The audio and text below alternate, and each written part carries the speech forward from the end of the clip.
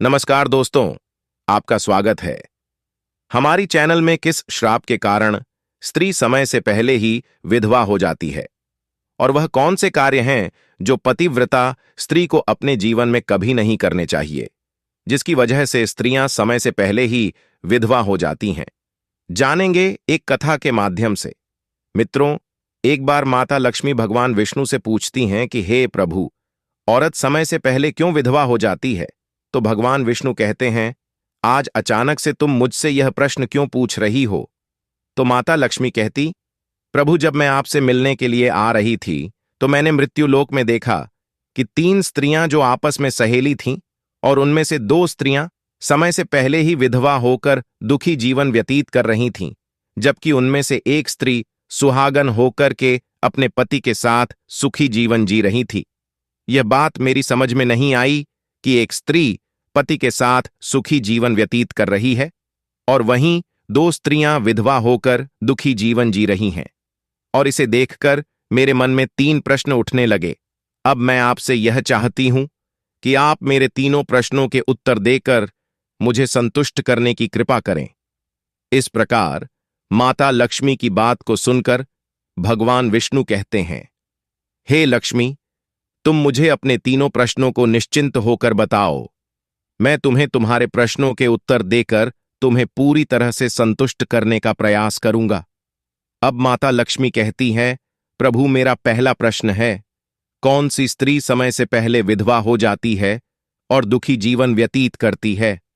और मेरा दूसरा प्रश्न है, कौन सी स्त्री को जीवन में कभी सुख शांति नहीं मिलती? और मेरा तीसरा प्रश्न है, वह कौन सी चीज है जो एक पत्नी अपने पति के मांगने पर भी पति को नहीं देती?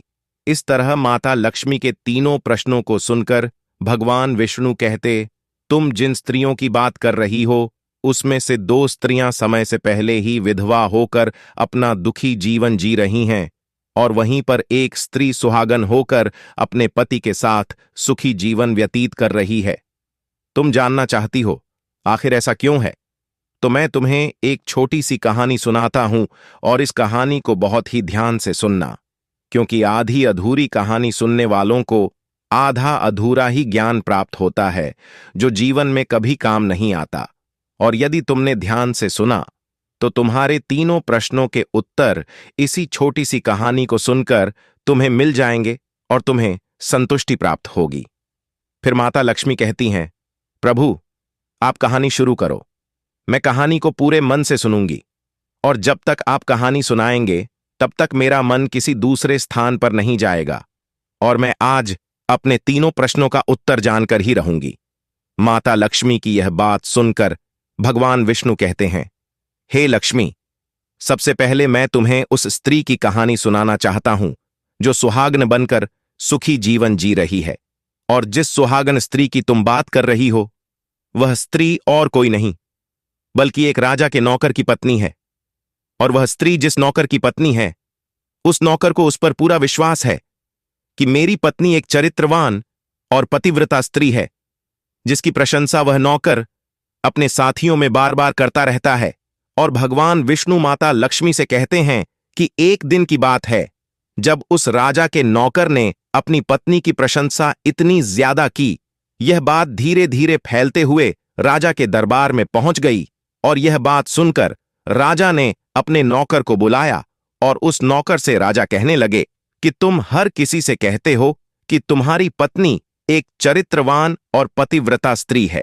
क्या वास्तव में तुम्हारी पत्नी एक चरित्रवान और पतिव्रता स्त्री है? और क्या तुमको पूरा विश्वास है कि तुम्हारी पत्नी एक पवित्र स्त्री है और तुम्हारे अलावा पराये मर्द को आंख उठाकर भी नहीं देखती? और इस बात का कोई साबूत है? राजा की इस बात को सुनकर नौकर कहने लगा, महाराज, मुझे अपनी धर्म पत्नी पर पूरा विश्वास है कि वह एक पतिव्रता स्त्री है और मेरे अलावा वह पराये मर्दों को नहीं देखती। नौकर की इस बात को सुनकर राजा का महामंत्री कहने लगा, यदि मैं तेरी पत्नी का पतिव्रता धर्म नष्ट कर दूं तो तुझे क्या सजा मिलनी चाहिए? फिर नौकर ने कहा, यदि तुम मेरी पत्नी का पतिव्रता धर्म नष्ट कर देते हो तो महाराज मुझे फांसी की सजा दे देना। और नौकर ने राजा से कहा, महाराज, यदि यह मेरी पत्नी का पतिव्रता धर्म खंडित नहीं कर पाए तो इनको भी कुछ सजा मिलनी चाहिए।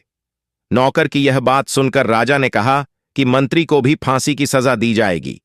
मंत्री ने यह बात स्वीकार कर ली और नौकर से पूछा कि क्या वस्तु लाऊं जिससे तू मान ले कि मैंने तेरी पत्नी का धर्म खंडित कर दिया। तो नौकर ने कहा, मेरे विवाह के समय पर मुझे एक मटका और एक कतार मिली थी, और यह दोनों चीजें मेरी पत्नी ने बहुत ही संभाल कर रखी हैं, क्योंकि यह दोनों चीजें सुहाग की निशानी हैं। यदि तुम यह दोनों चीजें मेरी पत्नी से लाकर मुझे दिखा दोगे तो मैं मान जाऊंगा कि मेरी पत्नी का पतिव्रता धर्म तुमने नष्ट कर दिया है। तब मंत्री ने नौकर की यह शर्त स्वीकार कर ली और वह मंत्री शहर में जाता है और एक दूती से जाकर मिलता है, और जो काम कोई नहीं कर पाता वह काम वह दूती कर देती थी। और मंत्री ने उस दूती को सारी बात बताई और कहा, तू कैसे भी करके उस नौकर की पत्नी से मेरा संपर्क करवा दे। इसके बदले तुझे जितना धन चाहिए मैं उतना धन देने को तैयार हूं। इस तरह मंत्री की बात सुनकर दूती कहने लगी, मंत्री, तुम जिस औरत के बारे में बात कर रहे हो वह औरत पूरी तरह से पतिव्रता है, और वह किसी के बहलाने फुसला से तुमको मटका और कतार नहीं देगी, और वह तेरी ओर थूके गो है जो तेरी खाल उतार लेंगे। यह बात सुनकर मंत्री कहने लगा, यदि तू मेरा उससे संपर्क नहीं करवा सकती है तो एक काम कर दे, उसके घर जाकर उसका मटका और कतार चुराकर मुझे दे दे, और उसकी पत्नी के गुप्तांग के पास यदि कोई निशानी हो तो वह निशानी मुझे देखकर बता दे। फिर मैं तुझे मुंह मांगा इनाम दूंगा। तुझे जितना धन चाहिए उतना धन मैं दूंगा, बस तू मेरा यह काम कर दे। मंत्री की यह बात सुनकर दूती धन के लालच में आ गई और उसने कहा, ठीक है, मैं तुम्हारा काम अवश्य करूंगी, लेकिन मुझे मुंह मांगा धन देना पड़ेगा। मंत्री ने कहा, ठीक है, और फिर दूती नौकर के घर जाती है और नौकर की पत्नी से जाकर बोलता है, बेटी, मैं तेरी पति की मौसी हूं, मैं कई सालों के बाद आई हूं। फिर उस नौकर की पत्नी ने कहा, आप इतने सालों बाद आई हैं, इसीलिए मैंने आपको पहले कभी देखा नहीं, इसलिए मैं आपको पहचान नहीं पाई। और इस प्रकार वह दूती उस नौकर के घर में मौसी बनकर घुस गई, और नौकर की पत्नी ने दूती को मौसी समझकर बहुत सम्मान दिया, मगर उसे नहीं पता था कि यह एक दूती है और उसके साथ छल करने आई है। और वह दती उस पतिव्रता स्त्री के साथ में 2 दिन तक रुकी, और जिस समय वह स्त्री स्नान करने लगी तो दूती ने उठकर उस स्त्री की कमर रगड़ने लगी। उस पतिव्रता स्त्री ने बहुत मना किया, फिर भी वह दूती नहीं मानी और कहने लगी, तुम मुझे अपनी बेटी से भी ज्यादा प्यारी लगती हो तो मना मत करो। काफी दिनों के बाद में मेरी और तुम्हारी मुलाकात पहली बार हुई है। और ऐसा कहकर वह दूती मुख पर हाथ फिराने लगी, फिर आंखों को धुलने के बहाने से उस पतिव्रता स्त्री की आंखों में पानी मार दिया और उस स्त्री की आंखें बंद हो गईं। और इस तरह गुप्तांग के पास में जांघ पर एक तिल था जो दूती ने देख लिया और उसका काम बन गया।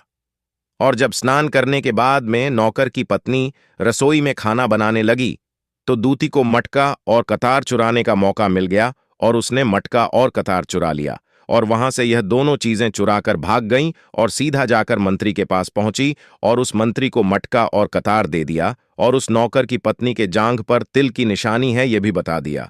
और मंत्री मटका और कतार लेकर सीधा राजा के दरबार में जा पहुंचा और राजा से कहा, महाराज, मैं नौकर की पत्नी के साथ 2 दिन रहकर आया हूं, और यह मटका और कतार उसी ने मुझे दिया है।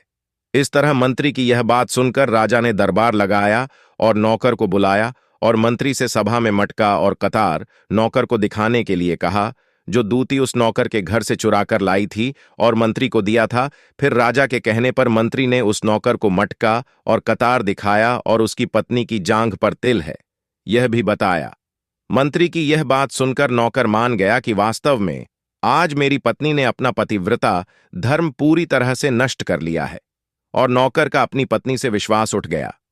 फिर राजा ने शर्त के मुताबिक नौकर को फांसी की सजा सुनाई और 15 दिन बाद फांसी देने का आदेश दिया, और कहा कि नौकर को 15 दिन के बाद फांसी पर चढ़ाया जाएगा। और फिर नौकर से उसकी अंतिम इच्छा पूछी गई, और नौकर ने कहा कि मेरी अंतिम इच्छा यह है कि मैं आखिरी बार अपनी पत्नी से मिलना चाहता हूं। और इस तरह राजा ने नौकर को आज्ञा दी कि तुम अपनी पत्नी से मिल सकते हो। फिर नौकर अपने घर गया और अपनी पत्नी से कहने लगा कि तुमने मेरे साथ बहुत बड़ा विश्वासघात किया। मैंने तुम पर विश्वास करके राजा के सामने मंत्री से ऐसी शर्त लगाई थी और राजा के दरबार में मैंने कहा था कि मेरी पत्नी एक चरित्रवान और पतिव्रता स्त्री है और उसके पतिव्रता धर्म को कोई नष्ट नहीं कर सकता। यदि कोई नष्ट कर देगा तो मुझे फांसी लगा देना, और तुमने पतिव्रता धर्म नष्ट कर दिया। अब मुझे 15 दिन के बाद में फांसी दे दी जाएगी। तुमने मेरे साथ विश्वासघात किया है। नौकर की यह बात सुनकर उसकी पत्नी ने उसे दूती वाली सारी बात बताई, मगर नौकर को अपनी पत्नी पर विश्वास नहीं हुआ और नौकर राजा के दरबार में पहुंच गया। फिर राजा ने उसे कैद में डलवा दिया। अब नौकर की पतिव्रता पत्नी अपने पति को बचाने के लिए राजा के दरबार में जा पहुंची और राजा से अपने आप को नचनिया बताकर नाच दिखाने की आज्ञा मांगने लगी, और स्त्री की सुंदरता देखकर राजा ने नाचने की आज्ञा दे दी और सभी मंत्री सभा उपस्थित होकर इस सुंदर स्त्री का नाच करवाने की पूरी व्यवस्था करने लगे। और फिर सब मंत्री महामंत्री राजा आदि दरबार में उसका नाच देखने के लिए पहुंच गए। और फिर उस नौकर की पतिव्रता पत्नी ने जब नाचना शुरू किया तो उसका नाच देखकर राजा बहुत मोहित हुए। और फिर राजा ने कहा, तुम मुझसे क्या मांगना चाहती हो? मांगो, तुम जो भी मांगो मैं तुम्हें दूंगा। फिर उस नौकर की पत्नी ने कहा, महाराज, आपकी सभा में एक चोर है जिसने मेरी सोने की अंगूठी चुराई है और उसे फांसी की सजा दे दीजिए। यह बात सुनकर राजा ने कहा, ठीक है, बताओ मेरे दरबार में तुम्हारा चोर कौन है, मैं उसको फांसी की सजा जरूर दूंगा।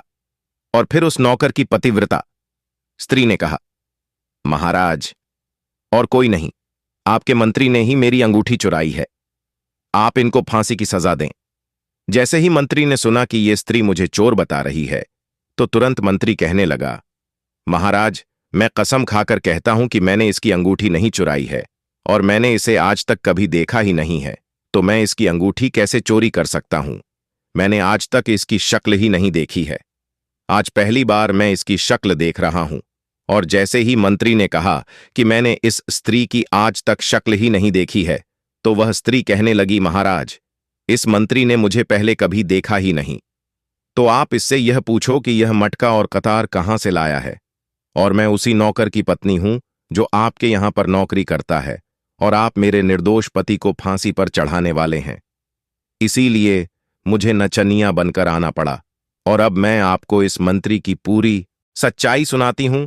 यह जो आपका मंत्री है, इसने मेरे पास में अपनी एक दूती को मेरी मौसी बनाकर भेजा था और उसने धोखे से मेरी जांघ के तिल का पता लगाया और उसी दूती ने यह मटका और कतार चुराकर इसको दे दिया।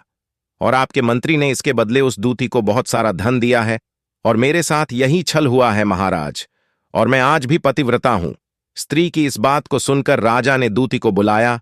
फिर उस दूती ने राजा के डर से मंत्री की सारी सच्चाई राजा को बता दी, जिससे राजा ने उस नौकर को अपनी कैद से रिहा कर दिया और उसकी जगह मंत्री को फांसी पर चढ़ा दिया। और कहानी को आगे बताते हुए भगवान विष्णु कहते हैं, हे लक्ष्मी, इस प्रकार उस नौकर की पतिव्रता स्त्री ने अंत में राजा से कहा, महाराज, मैं अपने पति से बहुत प्रेम करती हूं, मैं एक चरित्रवान स्त्री हूं और मैं कभी भी अपने मुंह से अपने पति का नाम तक नहीं लेती हूं। इस प्रकार भगवान विष्णु कहते हैं, हे लक्ष्मी, मेरी कहानी पूरी हो गई। अब तुम अपने तीनों प्रश्नों के उत्तर सुनो। तुम्हारा पहला प्रश्न था, कौन सी स्त्री समय से पहले विधवा हो जाती है? तो जो स्त्रियां अपने मुंह से अपने पति का नाम लेती हैं और उनको हमेशा नाम से ही बुलाती हैं, वे स्त्रियां समय से पहले ही विधवा हो जाती हैं और बिना पति के दुखी जीवन व्यतीत करती हैं। क्योंकि यदि कोई स्त्री अपने पति का नाम मुंह से लेती है तो पति की उम्र कम हो जाती है और समय से पहले ही उस स्त्री के पति की मृत्यु हो जाती है और स्त्री समय से पहले ही विधवा होकर एक दुखी जीवन जीती है। बस यही कारण है कि तुम जिन 3 सहेलियों की बातें कर रही थीं, उनमें से 2 विधवा इसी कारण से हुई हैं और उनमें से एक नौकर की पत्नी थी जो पतिव्रता स्त्री थी। यह स्त्री कभी भी अपने पति का नाम मुंह से नहीं लेती थी, जिसके कारण वह आज भी सुहागन है और सुखी जीवन व्यतीत कर रही है। और वो दोनों स्त्रियों जो समय से पहले विधवा होकर दुखी जीवन जी रही हैं, वह हमेशा अपने पति को नाम लेकर बुलाती रहती थी, जिसके कारण उनके पति की उम्र कम होती चली गई और फिर उन दोनों के पति की मृत्यु समय से पहले ही हो गई और दोनों स्त्रियां विधवा हो गईं। और आज वह दुखी जीवन जी रही हैं। इसलिए किसी भी स्त्री को अपने पति का नाम अपने मुंह से नहीं लेना चाहिए। और तुम्हारा दूसरा प्रश्न था, कौन सी स्त्री को जीवन में कभी सुख नहीं मिलता है और वह पति के होते हुए भी सदा दुखी जीवन जीती है? तो समझ लो, जो स्त्रियां अपने पति की बिना अनुमति लिए किसी तीर्थ स्थान या उत्सव में जाती हैं, वह कभी सुखी जीवन नहीं जी पाती हैं। ऐसी स्त्रियां जीवन भर दुखी ही रहती हैं और उन्हें पति का प्रेम कभी नहीं मिलता। और भगवान विष्णु माता लक्ष्मी से कहते हैं, तुम्हारा तीसरा प्रश्न था कि ऐसी कौन सी चीज है जो एक पत्नी अपने पति को मांगने से भी नहीं देती है? तो समझ लो, वह चीज गाय है। एक संस्कारी और चरित्रवान स्त्री कभी भी अपने पति को गाली नहीं देती है, और जो स्त्रियां अपने पति को गाली देती हैं, वह स्त्रियां कभी चरित्रवान नहीं होती, और ऐसी स्त्रियां जीवन भर दुखी रहती हैं। उसके जीवन में कभी सुख नहीं आता, और समय से पहले ही ऐसी स्त्रियां विधवा हो जाती हैं। और इस प्रकार माता लक्ष्मी कहानी सुनने के बाद में पूरी तरह से अपने तीनों प्रश्नों का उत्तर पाकर संतुष्ट हो जाती हैं और कहती हैं, क्या प्रभु वास्तव में जो स्त्री चरित्रवान होती है वह कभी दुखी जीवन नहीं जीती है? तो भगवान विष्णु कहते हैं, नहीं, क्योंकि ऐसे घर में लक्ष्मी का सदा वास होता है और वह घर धन दौलत और खुशियों से हमेशा भरपूर बना रहता है, और चरित्रवान स्त्रियां हमेशा घर को स्वर्ग बना देती हैं। मित्रों, अगर आपको यह कहानी अच्छी लगी हो तो कमेंट्स में जय श्री विष्णु जरूर लिख देना और वीडियो को लाइक करके चैनल को सब्सक्राइब कर देना। तो बोलो जय माता लक्ष्मी की।